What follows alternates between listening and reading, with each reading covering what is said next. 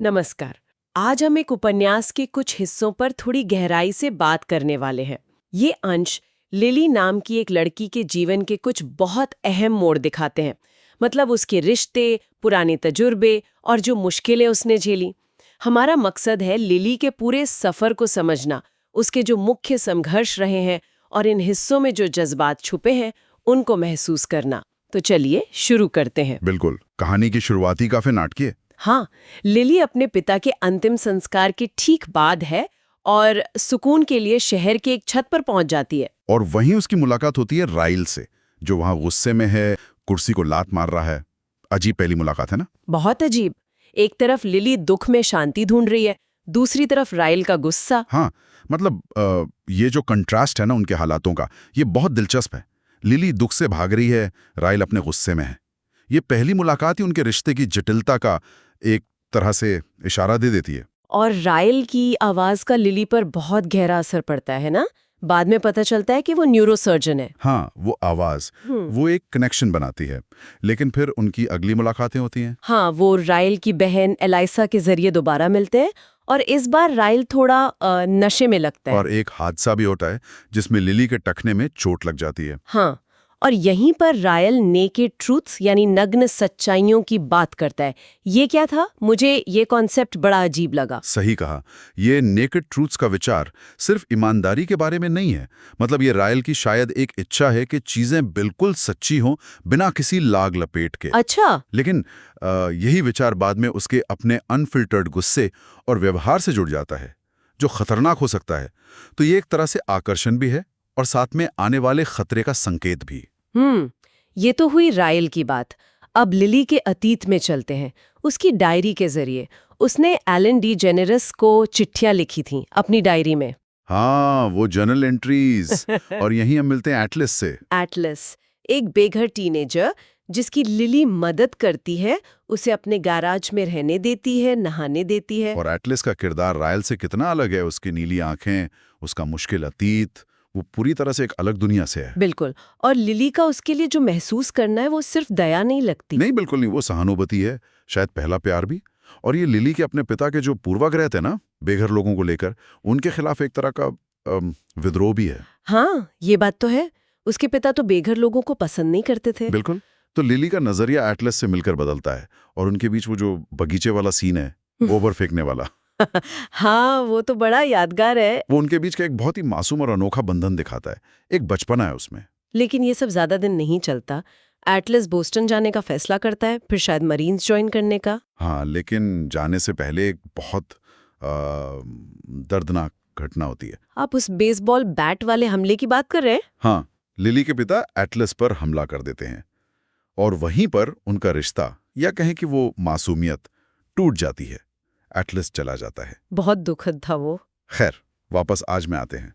Lily को विरासत में कुछ पैसे मिलते हैं और वो अपना सपना पूरा करती है।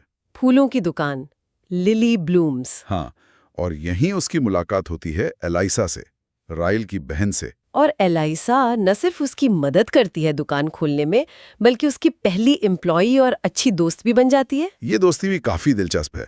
एलाइसा काफी अमीर है। उसका पति मार्शल एप्स बेचकर पैसे कमाता है, फिर भी वो दुकान में काम करती है। हाँ, और इसका कारण भी उपन्यास में बताया गया है। वो अपने बांझपन के संघर्ष से जूझ रही है और शायद काम में व्यस्त रहकर उस दर्द से ध्यान हटाना चाहती है। अच्छा, तो ये दोस्ती लिली के लिए एक बड़ा सहारा बनती होगी। बिल्कुल, खासकर तब जब रायल के साथ उसके रिश्ते में तनाव बढ़ने लगता है। ये महिला मित्रता, उद्यमिता और एक ही सोशल सर्कल में अलग अलग जीवन जीने वालों के बीच का विरोधाभास, ये सब विषय यहाँ उभरते हैं।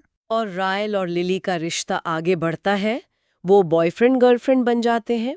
रायल लिली की माँ से भी मिलता है। सब ठीक चल रहा लगता है ना? लगता तो है, लेकिन फिर अतीत लौट आता है। एटलस, एक शाम वो रेस्टोरेंट में वेटर के तौर पर अचानक लिली के सामने आ जाता है। और ये लिली के लिए बहुत बड़ा शौक होता है। एक भावनात्मक उथल-पुथल। जाहिर है, सालों बाद उसे देखना, और वो भी इस तरह। अतीत का इस तरह लौटना हमेशा वर्तमान को हिला देता है। ये दिखाता है कि पुराने घाव और भावनाएं कभी पूरी तरह खत्म नहीं होती, वो बस सतह के नीचे दबी रहती हैं। और इसके बाद रायल के साथ चीजें बिगड़ने लगती हैं। वो कैसरोल वाली घटना। हाँ, वो एक टर्निंग पॉइंट था, जब रायल गुस्से में कैसरोल गिरा देता है और फिर लिली को धक्का दे देता है सीढ़ियों पर। ये पहली बार था जब उसने लिली को शारीरिक चोट पहुंचाई। और ये लिली को पूरी तरह से हिला के रख देता है। उसे समझ नहीं आता कि क्या करे। ये वही आदमी है जिससे वो प्यार करती है। फिर एटलस दोबारा उसकी जिंदगी में आता है, उसे रायल के साथ देखता है और रायल से भिड़ जाता है। कहता है उसे छोड़ दो। बिल्कुल।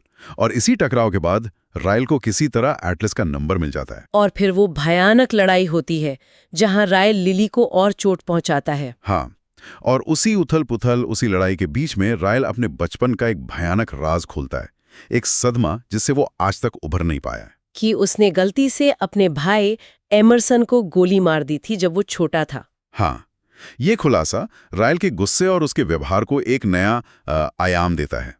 ये उसे सही नहीं ठहराता, बिल्कुल नहीं, लेकिन उसकी जटिलता को दिखाता है। ये सब बहुत भारी है। रायल का अपना दर्द, उसका गुस्सा, लिली का प्यार और डर का मिला-जुला एहसास, एटलस का लौटना। बिल्कुल। और उपन्यास इन चीजों को बहुत ही बिना किसी का पक्ष लिए दिखाता है। रायल का गुस्सा है, लेकिन उसका पछतावा भी दिखता है। लिली संघर्ष कर रही है। यहाँ कोई हीरो या विलेन नहीं है, बस उलझे हुए इंसान है। और लिली की माँ का भी जिक्र आता है, जो खुद दुर्व्यवहार सह चुकी हैं। वो दुर्व्यवहार के चक्र, साइकिल ऑफ अब्यूज की बात करती हैं। हाँ, ये एक बहुत अहम थीम है। कैसे हिंसा और दुर्व्यवहार एक पीढ़ी से दूसरी पीढ़ी तक जा सकते हैं, या कैसे पीड़ित अक्सर उसी पैटर्न में फंस जाते हैं। कहानी इस चक्र को तोड़ने की जरूरत पर इशारा करती है। और अंत में लिली को पता चलता है कि वो प्रेग्नेंट है, रायल के बच्चे की माँ बनने वाली है। ये एक और मुश्किल मोड़ है। वो रायल से अलग होने का बहुत कठिन फैसला लेती है। अपनी बेटी के जन्म के बाद वो उसका नाम एमरसन रखती है, शायद रायल के भाई की याद में। हाँ, और वो एक संकल्प लेती है। वो कहती है, ये हमारे साथ समाप्त होता है, मतलब दुर्व्यवहार का वो चक्र। ये एक बहुत शक्तिशाली पल है। यकीनन ये दिखाता है कि लिली ने आखिरकार वो चक्र तोड़ने का फैसला किया है। ये मुश्किल हालात में हिम्मत दिखाने और अपनी बेटी के भविष्य के लिए एक अलग, बेहतर रास्ता चुनने का प्रतीक है। ये आसान फैसला नहीं था। तो कुल मिलाके इन अंशों में हमने लिली की एक पूरी जर्नी देखी। उलझे हुए रिश्ते, अतीत के दर्दनाक साए, वर्तमान का मुश्किल सच और आखिरकार एक माँ का अपनी बेटी के लिए हिम्मत भरा फैसला। बिल्कुल। उसने बहुत कुछ सहा, बहुत कुछ सीखा। और यहाँ एक सवाल मेरे मन में आता है, जो इन्हीं अंशों से जुड़ा है और जिस पर हमने शायद सीधे बात नहीं की। लिली अक्सर सोचती है कि कैसे लोग अपने टूटे हुए या बिगड़े हुए हिस्सों को छिपाते हैं। हाँ, ये बात तो है। तो अगर हम ये माने कि ये हम सब में होता है, ये एक मानवीय प्रवृत्ति है, जैसा कि इन किरदारों में भी दिख रहा है, तो क्या ये समझ दूसरों के संघर्षों या उनके मुश्किल फैसलों को आंकने के हमारे नजरिए को बदल सकती है? मतलब क्या हम कम जजमेंटल हो सकते हैं? ये कहीं ना कहीं राइल के उस नग्न सत्य वाले विचार से भी जुड़ता है ना, पारदर्शिता और छिपे हुए सच। ये सोचने वाली बात है। वाकई, क्या हम दूसरों के छिपे हुए दर्द को समझ पाते हैं या बस सतह देखकर राय बना लेते हैं? इसी गहरे सवाल के साथ आज की ये बातचीत यहीं खत्म करते हैं।